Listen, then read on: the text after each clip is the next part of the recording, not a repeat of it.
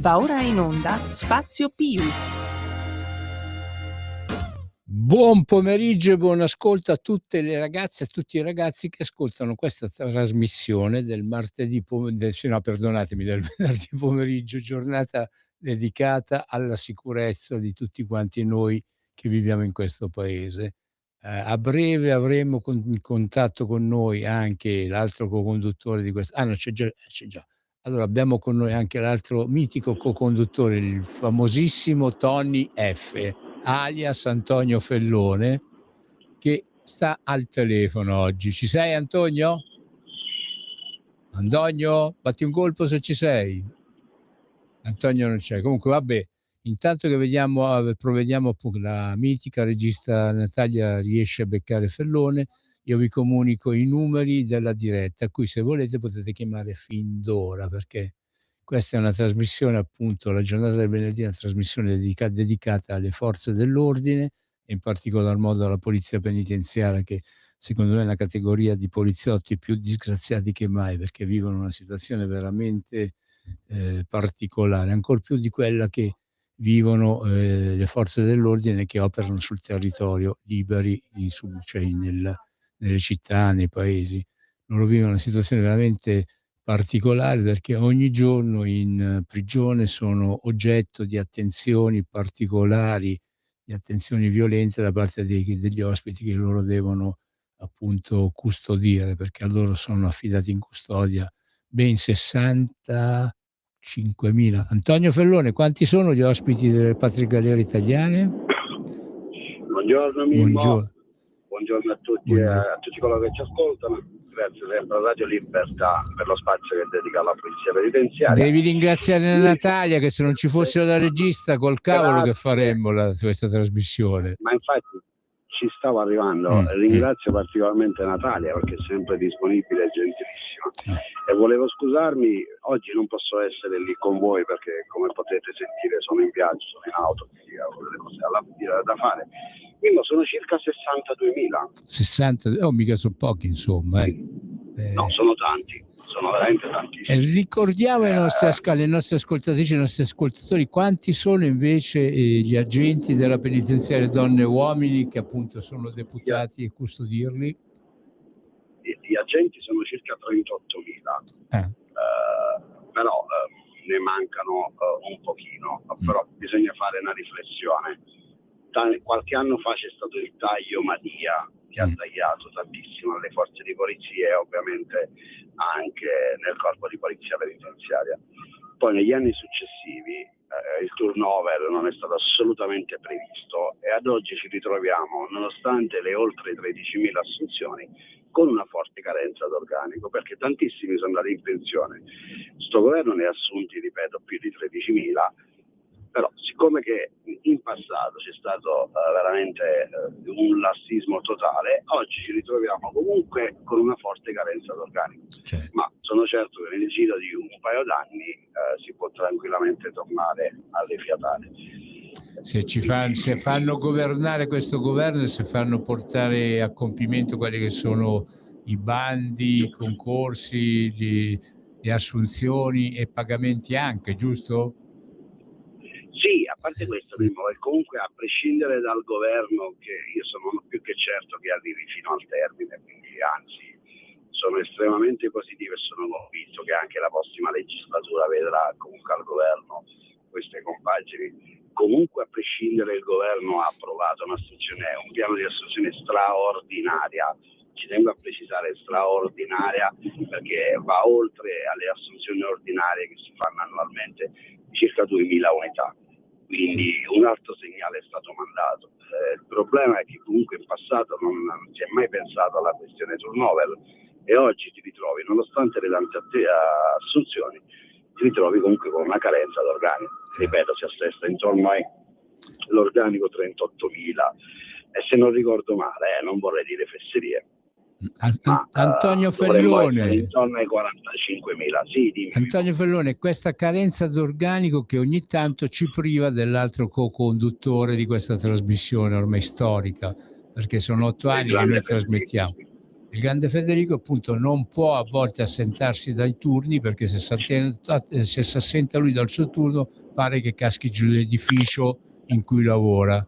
Pensa come siamo ridotti, no? Anzi, come siete ridotti voi appunto della polizia penitenziaria, che se qualcuno o piglia un permesso sindacale o peggio ancora si piglia la malattia, perché comunque è sacrosanto potersi prendere la malattia in Italia se uno sta male, no? Ecco, appunto, la malattia è insindacabile, apposta. Ci mancherebbe altro. Se è vera sì, certo, se è vera sì, se invece diciamo... certo, ma poi ognuno se ne assume responsabilità, perché poi ci sono sicuramente gli organi competenti che possono poi con delle indagini capire se la persona dichiara il vero o il falso.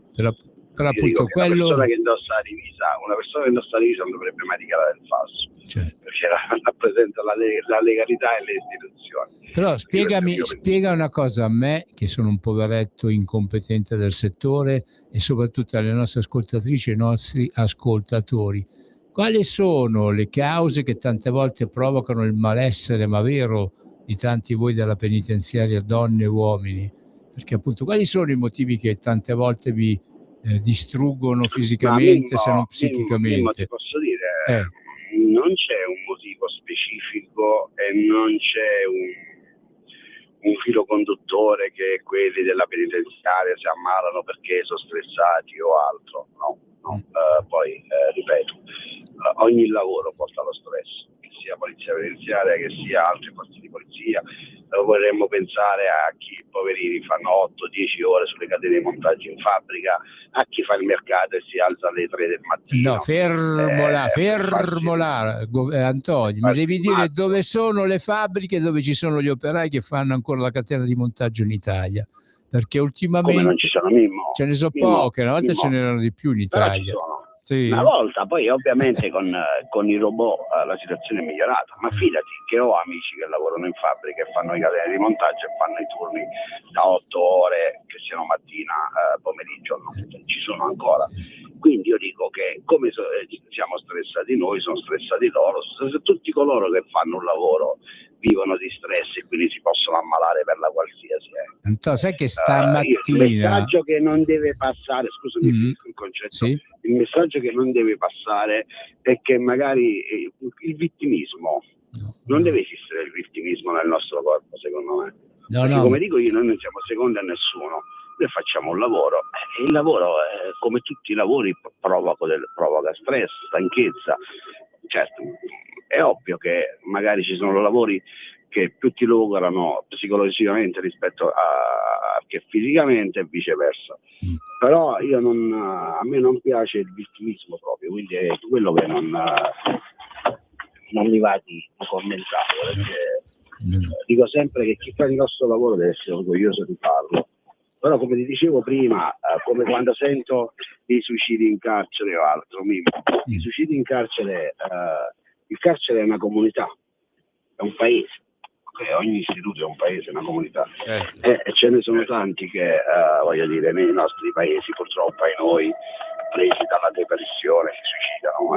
Io purtroppo personalmente ho avuto amici che nulla avevano a che vedere con il carcere o con la divisa, ma si sono suicidati perché purtroppo c'è la malattia del secolo, che è la depressione, che ad oggi ancora non si riesce a combattere. Quindi vedi, io il discorso l'ho collegato semplicemente perché a volte si strumentalizza, si fa vittimismo. Questo no, che il nostro sia un lavoro difficile, particolare, ma nello stesso tempo è un lavoro che comunque ti può arricchire anche dentro, perché spesso tu puoi essere utile a una persona, puoi aiutare una persona, ed è una cosa bella, no? L'aiutare una persona comunque ti fa stare bene, e il nostro lavoro te lo permette, perché comunque ha a che fare con persone, come ho detto sempre io, e lo dirò fino alla morte, e i miei colleghi ne sono più che convinti. Noi lavoriamo con persone prive della libertà, ma non della dignità.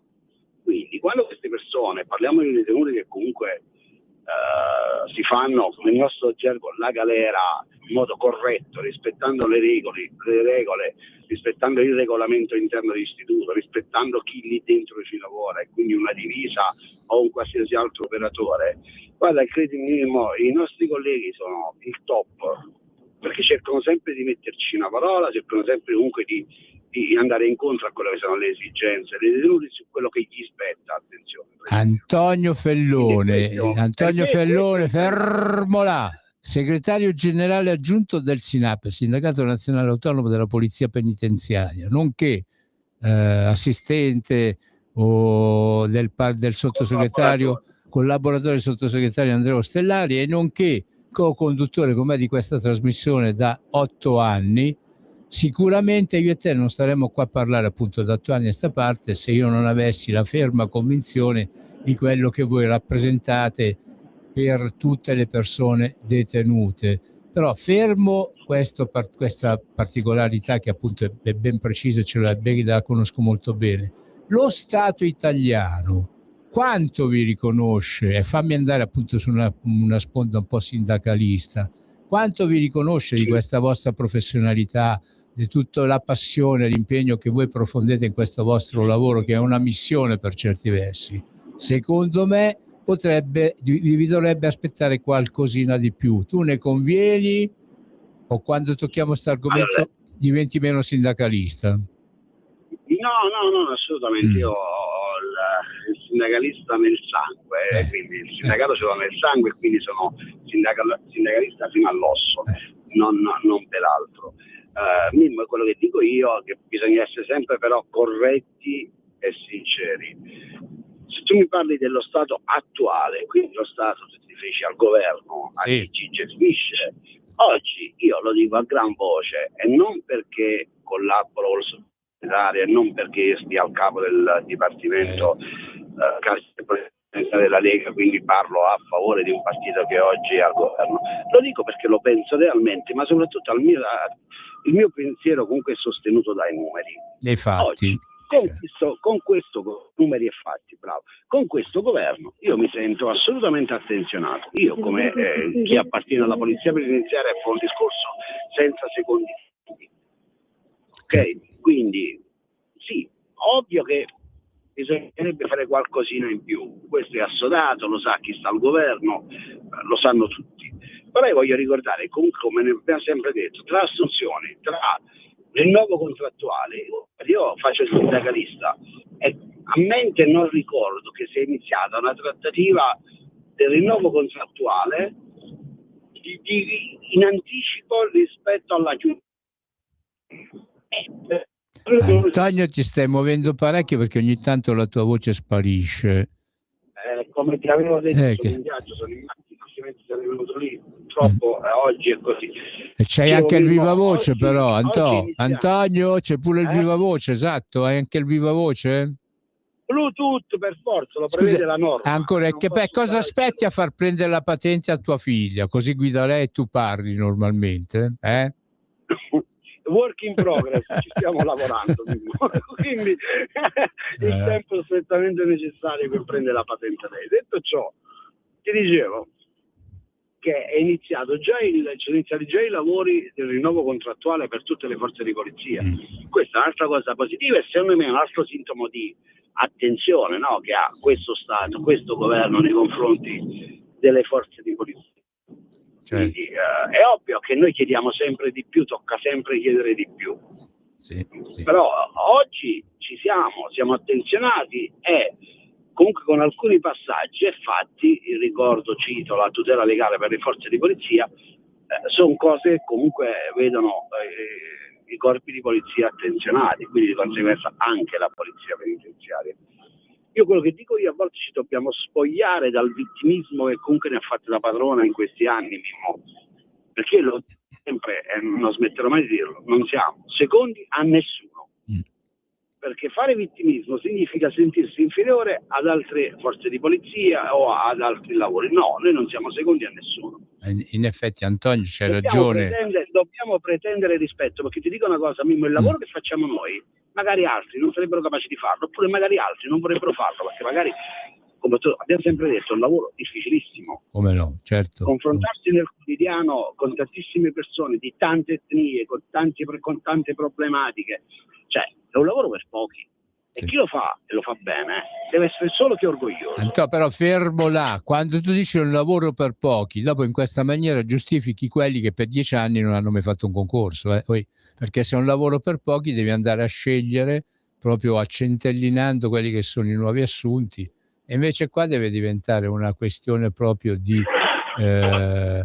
metodo, cioè tanti vanno in pensione e tanti ne devono essere assunti.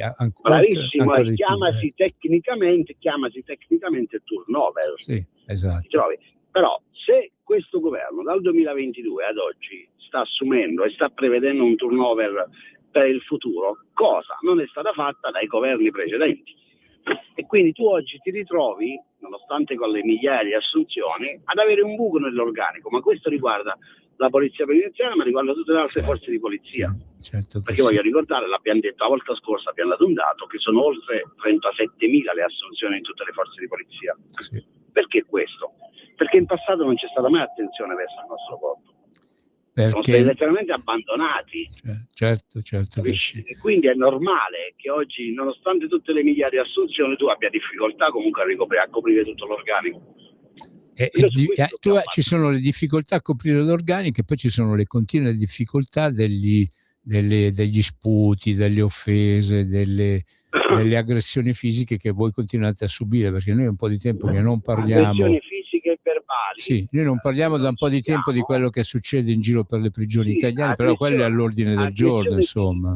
Certo, aggressioni fisiche e verbali, che io non smetterò mai di urlare, sono provocate comunque sempre per la stragrande maggioranza da detenuti stranieri, e non lo dico perché appartengo alla Lega o perché stiamo su Radio Libertà o altro. Chi mi conosce ha visto che l'ho sempre detto a prescindere. Tu lo sai cosa è successo stamattina? Abbiamo un problema grosso. Antonio Fellone, sai cosa è successo stamattina? Era prevista una riunione al Parlamento con delle forze politiche, con dei comitati civici che avevano lanciato la campagna della reimmigrazione. Questa sì. L'hanno bloccata, sono intervenuti in malo modo vari parlamentari di sinistra e hanno bloccato questa cosa, insomma hanno fatto, perché appunto quando si parla di remigrazione tutti quanti tirano fuori queste storie, perché comunque in Italia bisogna ammetterlo pacificamente, serenamente, noi avevamo prima delle industrie che erano l'eccellenza al mondo, la Fiat, la Pirelli, la Ferrari, le manifatture toscane che facevano i pizzi di San Gallo. Adesso l'attività principale è quella dell'accoglienza, è quella delle case famiglie dove vengono accolti migliaia e migliaia di minori non accompagnati, che noi dobbiamo prenderli da quando avevano 14 anni e portarceli fino ai 18 se non ai 21 anni. Questa è diventata la nuova attività lavorativa imprenditoriale italiana. Hai capito? Perciò quando tu parli di reimmigrazione dici mandateli di nuovo a casa loro, soprattutto se non sono in regola e se hanno carichi pendenti alle loro spalle. E qua quando tu dici sta cosa è chiaro che si inalberano tutti. Che si inalberassero, Mimmo. La verità è questa, io credo che l'italiano è stufo. L'italiano è stufo, perché comunque a prescindere noi trattiamo argomenti relativi al carcere, alla polizia penitenziaria, quindi sappiamo bene com'è la realtà. Degli studi penitenziari, lo raccontiamo da anni, soprattutto oggi quello che accade negli istituti per minori, dove ci sono per la stragrande maggioranza sono detenuti arrivati in Italia, sono ragazzi arrivati in Italia non accompagnati, e credimi, ma la gestione è veramente di una difficoltà enorme, perché pensano di fare ciò che vogliono loro. Poi questi signori traslocano negli istituti per adulti, e negli istituti per adulti oggi veramente fa una fatica enorme a gestire questi personaggi, perché veramente non rispettano regole, non rispettano la divisa, non rispettano lo stato veloce. Quindi bisogna assolutamente trovare una soluzione, bisogna lavorarci, devono la qualsiasi, affinché questi tornino a casa loro, perché è stanca la polizia penitenziaria, è stanca l'italiano mezzo, siamo stanchi tutti, perché è assolutamente chi ha figli, mogli, madri, nonne, cioè puoi stare tu col pensiero che dopo una certa ora queste persone non possono uscire perché fuori c'è il cretino di turno che magari può mettere a repentaglio la sicurezza di essi? No, no. E quindi ci vuole una risposta netta dello Stato. E secondo te riusciremo e a non darla? è vero che è uno Stato di polizia, è uno Stato che una delle prime cose che deve fare uno Stato è garantire la sicurezza. Quindi non è una questione di Stato di polizia o meno, che questo governo appena fa qualcosa viene accusato come Stato di polizia. No, è un governo che è attento alla sicurezza, e la sicurezza è mia, tua, di mia figlia, di tua moglie, di tuo figlio, di tutti, Mimmo. Io però non avrei, ce la devono toccare. Antonio Felloni, io avrei deve tornare ad essere il bel paese come lo era qualche anno fa. Molti anni fa, più. Antonio Fellone, molti anni fa, però io darei un suggerimento, forse più che parlare di sicurezza io parlerei di ordine.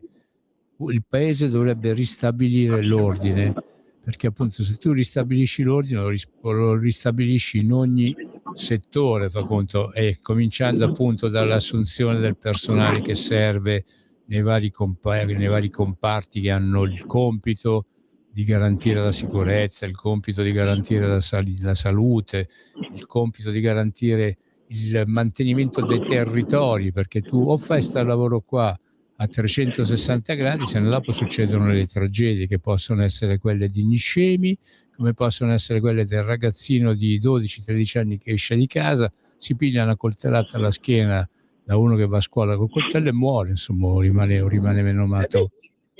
Ma ti rendi conto che paese è diventato l'Italia? Visto che siamo in fascia, Antonio, siamo in fascia protetta, non posso dire che siamo in un mondo di M, anzi, oltre il mondo di M non lo posso dire, se no dicono che poi siamo scostumati. E questa è una trasmissione appunto che parla di ordine e sicurezza, non possiamo fargli scostumati, se no ci tiriamo la zappa sui piedi. Ma il problema è comunque, ripeto, bisogna lottare affinché la sicurezza torni la priorità di questo paese, e questo governo su questo posso dire che sta facendo l'impossibile. Solo che, come dicevi prima, ti confronti con persone che della sicurezza non gliene frega nulla finché non vengono toccati a loro, non vengono toccati loro o i loro cari. Questa è una cosa che non va bene. Non va bene. Io sono a favore della reimmigrazione, ma magari.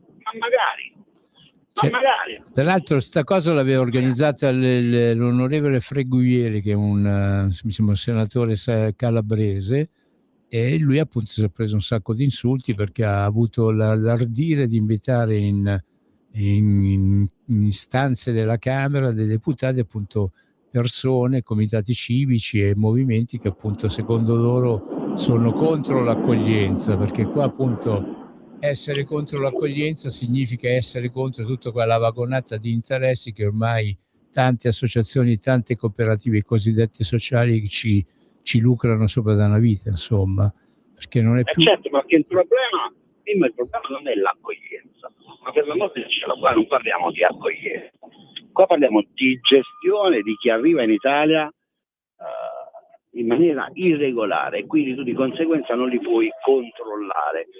È qui che va posta la questione.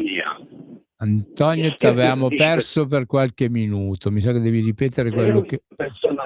Devo sapere chi sono queste persone. Capisci? Devo gestirle queste persone. Non posso permettere a queste persone di venire a casa mia e delinquere.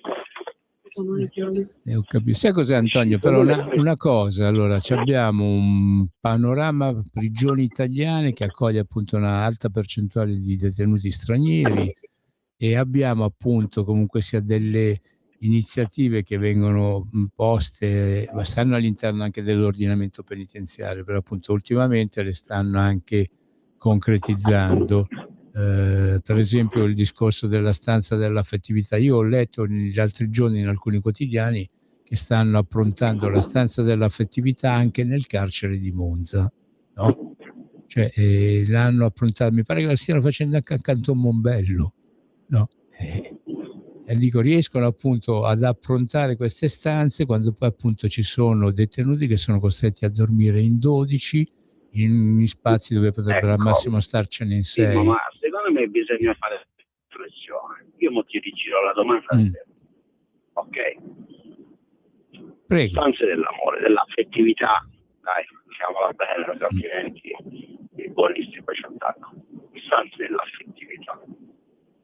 Ovviamente la previsione era di quella che il detenuto faccia magari colloqui con la moglie e il figlio in una sorta di area protetta. Quella, ecco, area protetta, perfetto.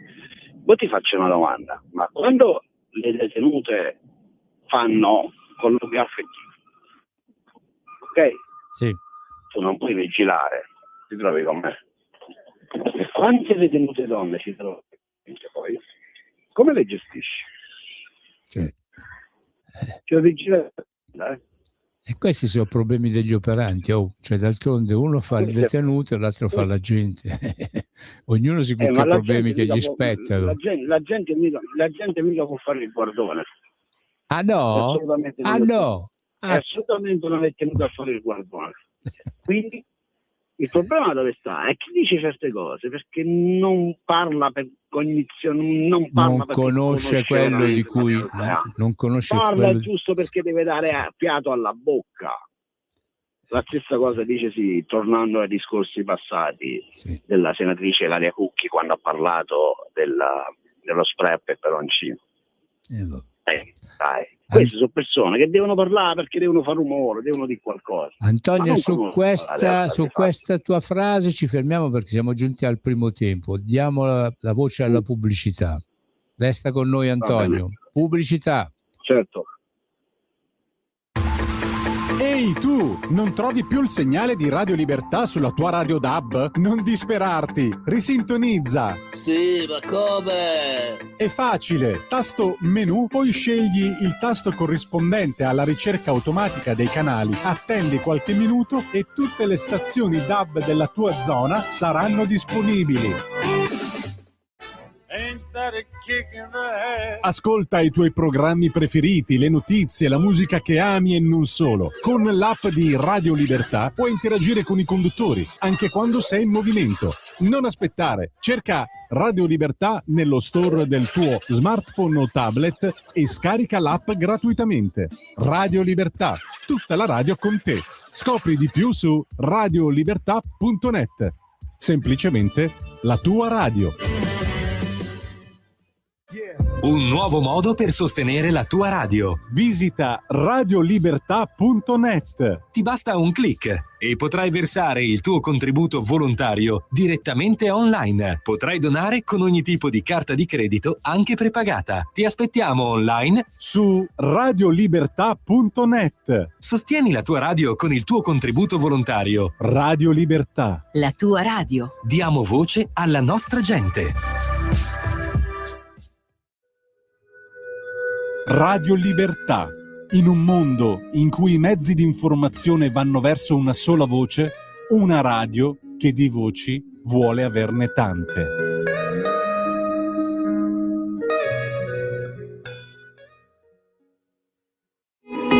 In quanti ti promettono trasparenza, ma alla fine ti ritrovi sempre con la bocca chiusa e non puoi dire quello che pensi? Radio Libertà non ha filtri né censure. Ascolta la gente e parla come la gente. Rieccoci, siamo sempre nello spazio più in collaborazione col SINAP, il Sindacato Nazionale Autonomo della Polizia Penitenziaria. Questa è sempre Radio Libertà, la radio libera di informare. È la radio appunto che ascolta anche i vostri pensieri, le vostre idee, senza filtri e senza censure. Perciò se volete, se ci riuscite, siete bravi, potete chiamare allo 02 92 94 72 22. Dico se ci riuscite siete bravi perché in questi giorni abbiamo un po' di difficoltà con quelle che sono le linee telefoniche. Però insomma, se volete parlare, se volete intervenire, questo è il numero. Chiamate e noi vi daremo la voce, vi daremo parola. Con me sta sempre Antonio Fellone, il mitico storico co-conduttore di questa trasmissione, in cui da 8 anni appunto vi spieghiamo quelle che sono le problematiche del vivere in prigione, sia per chi in prigione ci sta perché ha commesso reati, ma ancor peggio per chi ci lavora, e che appunto uno quando lavora dovrebbe andare a lavorare, esprimere il meglio di sé e in maniera tranquilla. Invece appunto questi lavoratori della polizia penitenziaria, donne e uomini, tante volte veramente vanno al lavoro con una serenità d'animo e ne tornano a casa invece disturbati, disorientati, perché si trovano ad affrontare un mondo difficile. D'altronde è tanto difficile il mondo all'esterno, figuriamoci appunto quello rinchiuso dentro quattro mura. È vero, Antonio? Assolutamente, ti ripeto, come dicevamo prima, Mimmo, mi ripeto, il nostro lavoro è difficile, complicato e molto delicato, che non tutti possono fare. Ovviamente tutti i lavori sono complicati, sono difficili, ma il nostro in maniera particolare, perché comunque lavoriamo con delle persone. Lavorare con delle persone, soprattutto persone che hanno delle difficoltà, ti parlo di difficoltà a 360 gradi, difficoltà soprattutto mentali, perché parliamoci chiaro, purtroppo oggi gli istituti italiani, con la chiusura dei vecchi OPG, ospedali psichiatrici giudiziari, vede all'interno di essi tantissime persone con disturbi psichiatrici, malati mentali, che secondo me non dovrebbero stare in carcere, perché queste persone stanno in carcere e creano un danno chi ci deve lavorare, sistema, ma io credo anche a loro sistema stessi, e soprattutto a loro stessi. Sistema, chi ci deve lavorare e anche a loro stessi, perché il carcere, il poliziotto penitenziario non è assolutamente preparato per curare, non è uno psicologo, non è uno psichiatra, anche se spesso ci tocca fare anche questo. E quindi chi ha voluto la chiusura degli ospedali psichiatrici, come al solito, ha ragionato con la sua testa, ma non ha assolutamente pensato a quelle che potevano essere le problematiche poi a seguito di questa scelta. Più che scellerato, lo ripeto. A pagare dazio siamo noi, perché ogni giorno in un istituto accade qualcosa, perché, ripeto, queste sono persone con disturbi mentali. Se tu ti ritrovi con un detenuto che è normale, gli rispondi ed è finita lì. Davanti a queste persone qua fai una fatica enorme, perché non recepiscono, quindi non capiscono, tutto è lecito, pretendono e basta. Quindi a volte l'autolesionismo è dovuto anche per fatti insussistenti, inesistenti, per il nulla, solo magari perché in quel momento che andava dovevano autolesionarsi e lo fanno, o come spesso purtroppo a noi accade, che magari a un certo punto si tolgono la vita. Ma non si tolgono la vita per le condizioni carcerarie. Attenzione, lo sottoscrivo, chi asserisce il contrario vuol dire che non sa nulla di carcere.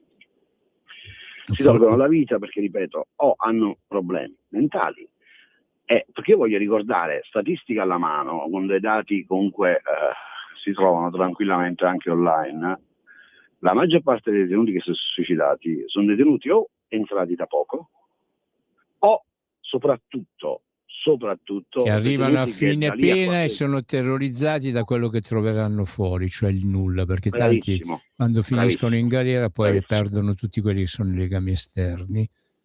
Però visto qua mi stai tirando per i capelli tu, Antonio, però c'è stato il caso di quel detenuto in galera da 40 anni nel carcere del Due Palazzi a Padova, che quando ha saputo che sarebbe stato trasferito in un altro carcere, quello si è ucciso.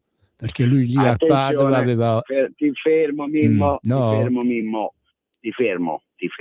Anche qui ci troviamo di fronte a deduzioni del giornalista o di qualcuno che gliel'ha suggerito.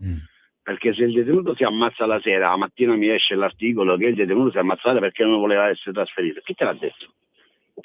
Ci sono state le indagini? È emerso ciò? No. Per me quella è stata una notizia assolutamente strumentalizzata. Però, il detenuto si era ammazzato magari per altro. Però può corrispondere. In 25 anni di servizio, Mimmo, in 25 anni di servizio non ho mai, sottolineo, mai visto che un detenuto si è suicidato perché non voleva essere trasferito. Il detenuto quando non vuole essere trasferito alla qualsiasi. Antonio Ferlone, tu lo sai che io, Antonio, sai che io, Antonio, tu lo sai che c'è una discreta conoscenza di quel settore là, no? E io appunto tramite amicizie, conoscenze varie, insomma, ho avuto la notizia di uno che era stato in prigione 36 anni e stava lì beato e tranquillo perché faceva il cuoco, stava nella Rocca di Spoleto, lui faceva il cuoco. A un certo punto un educatore si è andato a interessare alla sua pratica, ha scoperto che quello doveva essere già fuori da diversi anni, ha fatto la pratica e hanno comunicato a questa persona che lui doveva uscire. Dice, cosa faccio adesso? Io quando stavo nella mia Torino c'erano i tram trainati dei cavalli, adesso vado, cosa c'ho fuori? Tutto cambiato il mondo. A volte ci sono persone che in effetti si identificano talmente tanto con l'ambiente in cui vivono tanto tempo e può accadere, insomma. È vero che Mimmo, però non va collegato il suicidio al fatto che il detenuto va a essere trasferito. Perché comunque, ripeto, è un'idiozia. Io lavoro in carcere da 25 anni, conosco il mondo carcere da 25 anni e mai, ripeto mai, è capitato che un detenuto si è suicidato perché non voleva essere trasferito. Il detenuto davanti a un non trasferimento protesta, fa sciopero della fame, scrive al magistrato, scrive al direttore, Antonio Fellone, però tu che cosa ne sai? Sì. Capace che quel detenuto, visto che stava lì da tanto tempo, aveva scavato un cunicolo, mancava 2 giorni a poter evadere, e se tu gli cambi carcere, quello ha finito, insomma, ricomincia da capo la galera. Può essere anche questo, o no? Ti rispondo così, Mimmo, ho questa certezza perché tu sai bene, poi conoscendo bene la realtà veneta, sai cos'è? A volte si usa la carta stampata per strumentalizzare, no? Poi dipende chi c'è al governo. Magari se ci fosse stato qualcun altro al governo avrebbero detto: oh, poverino, il detenuto si è suicidato. Perché non l'avrebbero nemmeno detto, perché come tanto si parla adesso di queste cose, prima non se ne parlava. Io mi ricordo che tante volte c'erano inseguimenti da parte di carabinieri, di poliziotti che inseguivano il malvivente, il bandito, insomma quello che è, e praticamente casualmente inciampavano, partiva un colpo di pistola al carabiniere poliziotto che andava casualmente ad attingere la nuca di quello che scappava. Ne parlavano un giorno e poi basta, stop. Mi ricordo che si inventarono la legge reale, che era una legge che aggravava ulteriormente il porto e la detenzione delle armi, che, per dire, una volta ti arrestavano, ti facevi 3 mesi di galera e uscivi. Con la legge reale si passò invece a limiti, a condanne che arrivavano ai 6-7 anni per le armi comuni da sparo. Però appunto all'epoca se ne parlava perché era noto a tutti che quando un poliziotto o un carabiniere correva e inciampava, partiva il colpo di pistola e casualmente andava a colpire sempre la nuca. Adesso invece succede un disastro, anche perché poi abbinano il fatto del poliziotto al Bosco di Rogoredo, che si è visto puntare contro una pistola da una distanza di 20-30 metri, e chiaramente... Ma tutta la vita col poliziotto, però a parte questo di tutta la vita con questo poliziotto che appunto ha usato i legittimi strumenti, la legittima modalità che gli impone la sua le regole che gli vengono imposte. Poi il problema è che abbinano poi questo discorso alla forza appunto di Trump in America, e perciò in pratica usano un fatto successo in un posto che non dovrebbe più esistere, perché il Bosco di Rogoredo a Milano lo conoscono tutti, dovrebbe essere raso al suolo col napalm, come facevano gli americani in Vietnam, dovevano passare gli elicotteri, lanciare le bombe al napalm e raderlo al suolo. Abbinano questo fatto che è successo in quel posto, che continua a esistere ancora oggi, lo abbinano appunto alle forze appunto dell'ISI, quelle come si chiama, ISI, ICS, insomma ICE, negli Stati Uniti, e dicono: qua stiamo diventando un mondo, uno stato di polizia, ma veramente insomma qua è una vita che noi siamo in uno stato in cui se tu poco poco dici le cose giuste, ti tacciano e ti dicono, ti danno le peggiori, ti definiscono nella peggiore maniera. Tu per esempio sicuramente sarei stato tacciato di essere sovranista, manettista, di tutto, no? Ormai... Sai cosa è Mimmo? Che se dovesse accadere al contrario, la risposta dei soldi sai qual è? È che è stato una lavoro, era il suo rischio, il suo lavoro, il suo rischio, ma purtroppo non si può fare nulla. Però se una persona in quel momento si vede puntare in faccia una pistola, io in quel momento non so se la pistola è vera, è falsa, non lo so. Tu spari, ti stai salvando la vita, ti stai salvando la vita. Ed è un fatto appunto certo, cioè la legittima difesa, comunque la reazione di fronte a certe manifestazioni è scontata. Tu cosa ne pensi invece? Allora, tu prima hai detto sempre col poliziotto, e tu cosa ne pensi del fatto che tutta la vita, ma tu invece cosa ne pensi se uno appunto si ritrova i ladri in casa, ha un'arma o una pistola o un coltello, si difende per difendere lui stesso e la sua famiglia. Tu cosa ne pensi del fatto che poi dopo questa persona che si è difeso, ha difeso la propria famiglia, la propria casa, venga obbligato a risarcire i familiari del colpevole, del colpevole del reato? In quel momento lo Stato si deve far sentire e tutelare chi indossa una divisa, ma tutelare soprattutto anche comunque un semplice cittadino che si è visto ledere la propria privacy e non ha fatto altro che difendere se stesso e soprattutto la propria famiglia. Quindi in quel caso lo Stato deve fare lo Stato. E com'è possibile che invece dei giudici stabiliscano che appunto chi ha difeso la propria casa, la propria famiglia, se uccide appunto per difendersi qualcuno, poi deve risarcire i familiari di quello che appunto era andato per commettere un delitto? Cioè, qua veramente è una cosa che non sta né in terra né in cielo. Assolutamente, mi trovi pienamente d'accordo, Ma la nostra politica che dice, tu che stai al ministero, la nostra politica dice, guarda, stanno prevedendo degli emendamenti, delle norme a tutela del cittadino che si difende, Mimmo. Nel decreto sicurezza c'è assolutamente a tutela e a difesa del cittadino che difende sé e la propria famiglia. Perché voglio ricordare il fatto di quell'imprenditore del gioielliere, ma non mi scappa dove il quello è stato un caso un pochino più eclatante, perché quello li ha inseguiti all'esterno del negozio, tanti dicono è stato un eccesso. Io ho visto le immagini, che li ha inseguiti, ma in quel momento storico lui li stava inseguendo, pensava che avevano portato via qualche familiare o la figlia o la moglie.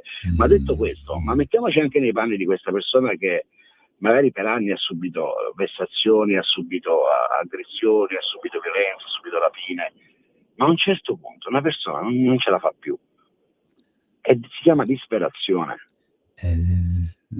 Ragazzi, su questo bisogna ragionare. Gli possiamo dare gli attenuanti, però il problema è un altro: quando uno va a fare il ladro in casa di un altro e viene preso sorpresa, rimane vittima, non esiste che famiglia. Non esiste che mettere in conto, mettere in conto che puoi pagarlo con la vita. Ma non esiste che appunto lo Stato permetta.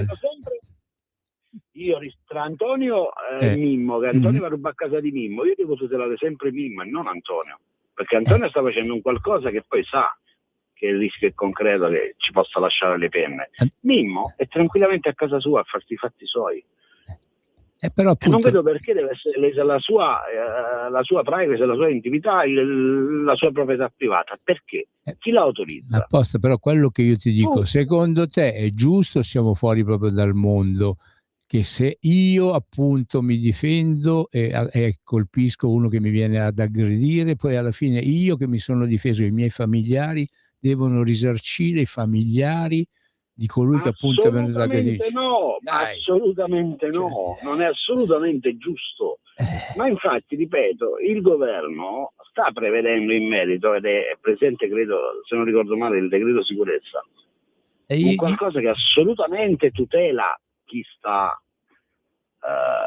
subisce. Tu sei sicuro di questo? Perché dato che il decreto sicurezza ne stiamo sentendo parlare di un sacco da tempo, ti do la mia parola, se mi ricordo, mi devo ricordare, e tu sicuramente me lo ricorderai, perché visto che dalla mattina a sera non fai nulla. Certo, quello è il mio compito, amico mio. Sto scherzando. Sicuramente tu me lo ricorderai. Io settimana prossima, che sono giù a Roma, io ti trovo questo emendamento, questa norma, e la leggiamo insieme. Perché veramente è una cosa che non sta è una storia che non si può sentire. Ripeto, io so che se uno commette un reato lo condannano alla pena alla galera e poi anche alle multe, a risarcimenti, ma chi commette il reato, ma se uno appunto in un atto di legittima difesa cioè uccide uno, ferisce uno, ma non esiste che appunto quello che è andato a fare il reato venga risarcita la famiglia, cioè, e se no qua andiamo tutti a rubare, anche se mi va male, se mi va bene guadagno un po' di soldi, se mi va male comunque la mia famiglia c'ha, per dire, una rendita. È a posto, c'è un'assicurazione per la mia famiglia, è una cosa giusta. Sì, a me non sembra, perché io ogni volta, se ho sbagliato qualcosa, mi hanno sempre fatto pagare di tutto e di più, e io ho pagato quando ho sbagliato, cioè Dico, ma non il problema dell'Italia ultimamente è che ci sono troppi buonisti e garantisti. Secondo me il problema è un altro, che ci sono troppi minchioni, e me ne assumo la responsabilità visto che siamo in fascia protetta. Cioè, però non è possibile che lo Stato non prenda provvedimenti. Perciò io ti dico, settimana prossima mi porti io sto coso. Ricordi. Te lo porto sicuramente, lo leggiamo insieme. O me lo puoi mandare anche via WhatsApp, perché sono diventato un boomer, un vecchio abbastanza in là con l'età, però WhatsApp lo so gestire ancora, insomma. Io ti garantisco che te lo faccio avere e vedrai che come te lo faccio vedere e lo leggiamo insieme, perché c'è, ne sono certo 1000 per 1000. Antonio, fermo là che abbiamo un ascoltatore in linea, diamo la parola. Volevo fortemente dalla Lega, volevo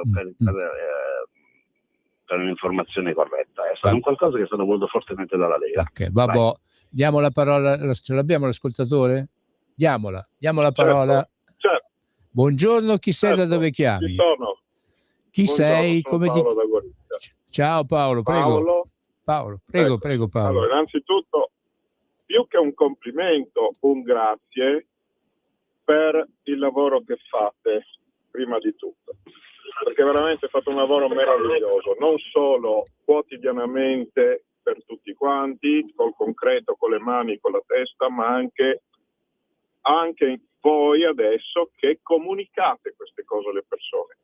Io volevo dire due cose, una in merito all'argomento che testé trattato, no? Sì. Che è quello del diritto alla difesa del personale, che è quello che del diritto dovere di un pubblico ufficiale di difendere e di difendersi senza dover poi incorrere in sanzioni problemi. In sanzioni o problemi vari, sì. Ecco, esatto. Quindi io credo che il concetto sia sui diritti civili che possiedono le persone che delinquono in quel preciso istante. Credo che questo vada approfondito, nel senso che se il delinquente nel momento in cui delinque, attenzione, è importante il momento, nel senso che magari nel momento stesso in cui termina l'atto delinquente si parla di altro, ma in quel preciso istante, che può durare 10 minuti, un quarto d'ora, mezz'ora, se in quel preciso istante il delinquente ha ancora i diritti civili, noi non gli possiamo fare niente. Lui non ha il diritto di morire, nessuno ha il diritto di ucciderlo, perché la pena di morte non c'è, non si ha qualche volta nemmeno il diritto di arrestarlo, no? Penso che non possiamo nemmeno legarlo, è successo recentemente, mi sembra, no? Sì. È stato legato con dei lacci, quindi non è stato nemmeno ucciso, è stato semplicemente arrestato, nemmeno quello si può fare. Ora, un primo ragionamento a livello giuridico da fare è giusto che in quel momento, nel momento in cui delinque, abbia ancora i diritti civili. E io dubito che questo sia lecito, nel senso che per mio conto i diritti civili in quel frangente potrebbero essere sospesi. Il giorno dopo se li ripiglia a tutti, Certo. Il giorno dopo se li ripiglia a tutti quanti, però avete capito quello che voglio dire? No, certo, sì. Grazie, ecco. Paolo, grazie. Assolutamente. E buon proseguimento a Gorizia, che è una città bella e problematica anche a lei. È giusto. Ringrazio Paolo che ci ha fatto un bel complimento, perché io sono sempre orgoglioso quando la gente riconosce il lavoro che fa la polizia penitenziaria, ma tutte le forze di polizia in generale. I complimenti ce li faceva anche Antonio, ce li faceva anche come trasmissione. Noi facciamo, noi qua in radio, ma anche voi, i polizia penitenziaria, donne e uomini, noi facciamo la metà del nostro dovere, perché quello che noi facciamo è sempre la metà del nostro dovere. L'altra metà dovrebbe essere fatta da tutta la gente che sta appunto comodamente seduta a casa, in ufficio, sulle poltrone, sul divano, ecco, perché appunto noi dobbiamo abituarci a fare almeno la metà del nostro dovere. Per esempio, l'altra metà. Prego. Mimmo, se mi permetti, come no? Interromperti, chiedo scusa, A proposito di fare il proprio dovere, io voglio incitare a tutti a fare il proprio dovere, ed è quello del 23 marzo, se non ricordo anche male. Il 22, il 22 e il 23 marzo. Fate il vostro dovere, cioè alzate il sederino dal divano, dalla sedia, da dove state e andate a votare, e votate sì, perché anche il vostro contributo è fondamentale, perché tanti problemi nascono anche da queste cose. Quindi alzate il sederino e andate a votare. Votate sì, 22 e 23 marzo cambiamo le regole, perché veramente non se ne può più. E aggiungo che questo governo lo poteva fare già tranquillamente, essendo un governo molto democratico. Ha deciso di dare voce al popolo, quindi noi dobbiamo rispondere votando sì. Però, Scusami, Mimmo, ma ci tenevo. Però dobbiamo andare appunto a votare al referendum, perché se no veramente facciamo la figura dei minchioni, insomma, diciamocelo chiaramente. Assolutamente. Perché l'altra parte sicuramente mobiliterà tutte le sue schiere di adepti perché vadano appunto a votare. Allora andate tutti quanti a votare, perché d'altronde l'abbiamo voluta questa democrazia, ce la stiamo tenendo. Beh, allora esercitiamo quello che è un diritto proprio sancito dalle leggi di questo Stato, dalla nostra Costituzione. Andate tutti quanti a votare.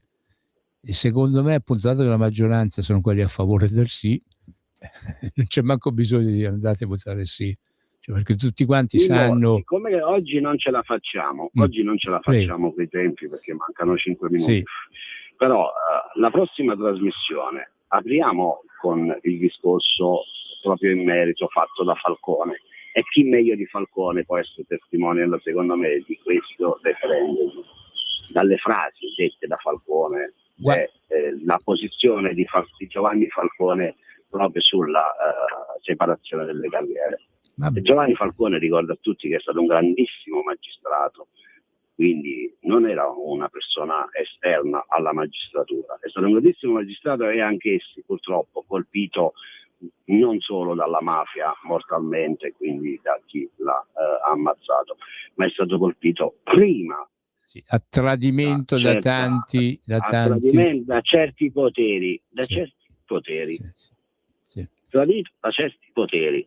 E quindi chi come Giovanni Falcone, chi come lui, secondo me lui può essere il testimonial vero di chi è titubante in questo momento ad andare a votare, o magari tra il sì e il no. Allora di questo non lo dice Antonio Fellone, non lo dice Mimmo Magnetta, non lo dice Federico Carbonara o chi per loro, l'ha detto Giovanni Falcone. Punto. Allora di questo te ne occupi tu settimana prossima, capito? Perché appunto ti do anche la possibilità di aprire la trasmissione con la canzone che piaceva tanto a te, quella del Minchia signor Tenente, va bene? Io ti prometto, se riesco volentieri, settimana prossima verrò di presenza, come volevo fare anche oggi, però purtroppo ci sono situazioni che non puoi gestire, quindi all'ultimo ti cambiano poi le carte in tavola. Antonio, ci sono situazioni a cui è dovuta la nostra attenzione. Stop, non è bisogno appunto di spiegare, di giustificare niente, anche perché noi siamo qua a livello volontario, cioè a noi non ci paga nessuno. Che si dica, che siamo qui a livello volontario, e lo facciamo con veramente tanta passione, perché anche fare questo ti toglie, tocca fare tanti sacrifici, sono impegni, però lo fai con passione, con volontà, perché ci teniamo a quello che facciamo. Antonio, aggiungo una cosa, Antonio, è con competenza, perché noi non parliamo a vanvera, perché noi conosciamo ogni singolo argomento che andiamo a trattare. Questo lo assolutamente, perché lo viviamo nel quotidiano, Mimmo, non è che noi dal lunedì al venerdì ci attenzioniamo, ci occupiamo di vendere, con tutto il rispetto per le pescherie, pesce o formaggi, con tutto il rispetto per chi vende il formaggio. Noi tutta la settimana ci occupiamo di questo, e quindi di conseguenza possiamo dire tranquillamente che ne possiamo parlare, Okay. perché conosciamo. E Io mi ade incazzo, e adesso, mi incazzo solo Fermolano, quando a parlarne sono persone che non conoscono assolutamente né il mondo carcere né tantomeno il mondo della polizia penitenziaria. Antonio infatti sempre Fellone, diritto, mo basta perché manca un minuto alla fine, dobbiamo dare i saluti, perciò come al solito No, dai. prima volevo parlare dei concorsi per la gioia di Natalia. Non c'è tempo, non c'è tempo, Natalia non può, sta già facendo il no con la testa. Dai, sto scherzando. Niente, Mimmo, grazie a te, grazie a Natalia, grazie alla regia, ovviamente, grazie alla Libertà.